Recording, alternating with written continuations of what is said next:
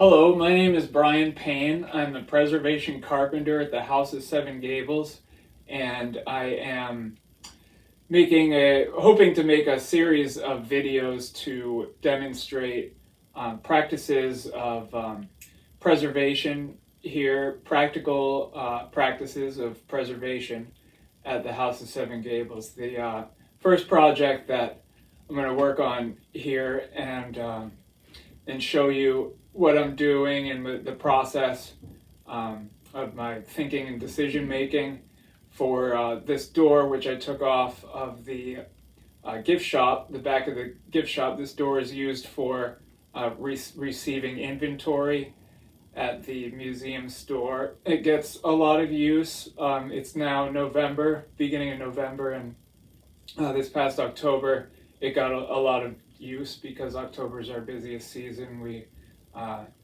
received a lot of inventory. So this door was brought to my attention by the museum store manager, Everett Philbrook. But before that, I definitely noticed some deterioration. But when I went to look at it, I opened it up yesterday, and I expected it to still be functioning, but I opened it up and I wasn't able to close it. It was completely not functioning as a door. So I was going to put this project off a bit, but I can't put it off because I couldn't close the door as it was. So let me show you a bit of what the problems are. So when I opened up the door, this came out like this. So you can see that these pieces of the stiles, so these are called stiles, they go vertical on the door. The rails go across. And these stiles just completely got torn apart by this rail, because as you tried to close the door, this was hitting the bottom of the floor and pushing it forward, and it just pushed right through out. And then, of course, when that fell off, all of these panels fell down. So this is not going to be difficult to take apart and look at how it was put together and how we're going to put it back together. I actually put it back together so you can see what it looks like because it totally fell apart when I took it off. So it has these strap hinges, so when I took it off I just had to pull the strap hinges off of the pintles that are basically nails with dowels welded to them. So the dowel goes up through here, and that's how these hinges work. And they were working okay, but the integrity of the door is not there anymore. This is what I noticed that needed repairing. So this is the middle stile, and it's totally rotten. It was painted over. It should have been addressed. The last time it was painted, it was not. So in looking at this and trying to decide what to do to fix it, we need to consider some practical methods of preservation. I don't know if you can see up here, there's a lot of splitting going on. This wood has taken on a lot of moisture, expanded and contracted many times, and it got painted, so they painted in those splits. A lot of this wood is not sturdy. I can move it around with my fingers. So there are ways to preserve that. So we could dig the paint out and fill it with a marine epoxy, sand that epoxy down and paint it, and it would give us some life to the wood. you could even do it with this. There's a, you know, there's no problem with a mechanical bond here. This is structurally okay, as long as we would use the epoxy to keep moisture out, and we would be able to do that for as long as the epoxy was doing its job. Down here, we could do that, but we have another problem structurally, because this has a tenon that is supposed to go down here. Now we're looking at some history of this door. There's no mortise here for, well, I didn't see that before. It actually looks like, now that confuses me a little bit. Look at that. So, I didn't realize that this was mortised. Okay, that might change my my determination of how this was repaired before, but doesn't change the fact that this piece here, the tenon, is totally rotted off. So, you know, we could epoxy this all we want. It's not going to create a good structurally sound tenon that will fit in here and hold the door together.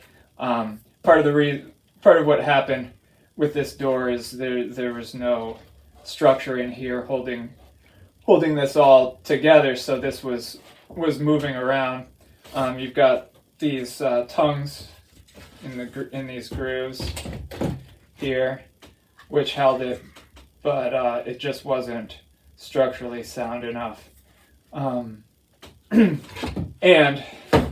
the biggest thing we're going to fix with this door is on the sides here. So these are this is a really small tenon that fits into these grooves, but we want mortises in here. So we want to make a new piece with tenons that go into mortises on the bottom. So let's look at the history of this door as we can determine it from a little bit of investigation. This is a lot more rotten than these. So this has taken on a lot more moisture than these tongues have. It's not because the quality of this wood is different. I mean, it's all pine. If these were mahogany and this was pine, the pine's going to deteriorate faster than the mahogany, but that's not the case. So what I'm determining is that these panels, and you can see just by the paint job on them, and that they're not as split as this middle was, that these panels, I think, were replaced by previous repair. Also, I don't know if you can see, I will show you better when we take this apart, but these are Dutchmen here. This right here is called a Dutchman. It's a piece of wood that is coupled with the old wood. They cut out the rot that was down here. This style was rotten down here, so they cut the rot out and they replaced it with this this Dutchman using a mitered lap joint here, and I'll show you that a little later when we take it apart. But what's confusing to me is why they didn't mortise these Dutchmen, because that would have created a better structure for the door. This is not good to have the bottom rail like this. It's just eventually once these small this is what 3/8 of an inch tongues, once they get a little weakened by moisture and whatever, they're not gonna have a lot of strength in holding this rail, and this rail is going to be hitting against the threshold of the door and it's just you're going to have the problem that we had. So it's going to be really important, I think, to make tongues that tenons that go all the way into the mortises down here on the bottom rail. Let's see. Is there anything else to talk about before we take this door apart? Regardless of whether or not, so here are options for how to address this door. We can try to scrape it and get all the paint out, and fill these cracks and splits in with epoxy. That would preserve the wood that we have here. We're gonna have to replace this bottom rail. These stiles, what could you do? You could take these, we could take these Dutchmen out and replace them with new Dutchmen with mortises. Okay, we could do that. What else could we do? We're gonna have to take this out, right? We're gonna have to replace this with a good tenon that goes into the mortise that we're gonna make.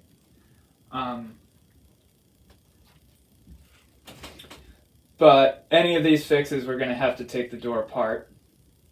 So let's go ahead and take the door apart.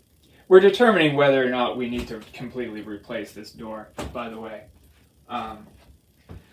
Because in preservation, you want to keep old material. I mean, that is the goal of preservation. But you want to do it practically. So if the wood is too far gone and preserving it is just going to, eventually you're gonna have to. If you're gonna have to do it again in a couple years, then you might as well. You might as well make it easier on the next guy by replacing it now. And so far it looks like that's going to be the case for this door.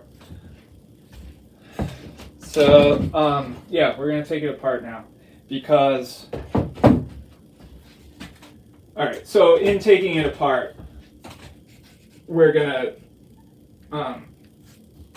the integrity of all these joints here are going to be jeopardized. If we take it apart, this is gonna probably split apart. It's so fragile. We're gonna definitely cause some damage in taking it apart. So we want to decide,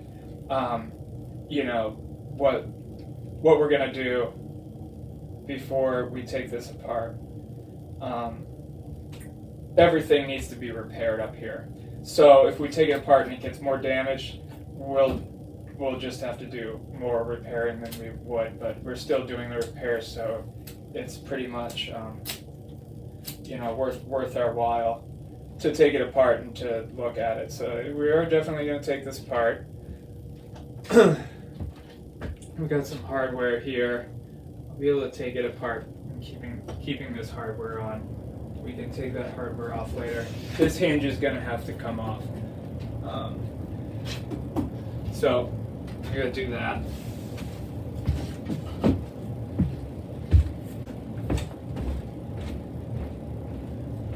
Alright, we're going to try not to damage the hinge. This hinge is held on by forged nails that were probably repurposed forged nails. This door, I really don't think this door is, look at the glass. The glass is not hand blown.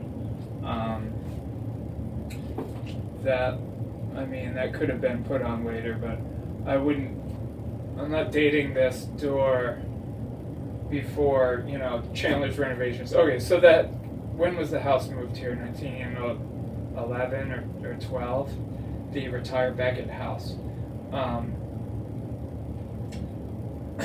should know. when it was moved here. I think it was around there. This door doesn't predate that. I don't know. I don't. By the look of the wood, it's not even old growth wood. I would think that this door is like the 60s or something. So I don't think it has any real historic value, but we do want to preserve the style and whatnot. So I don't think it's an issue replacing this door. I don't think it's that old, to put it simply. I don't think it's that old. But I think this hinge is pretty old. I think it was repurposed.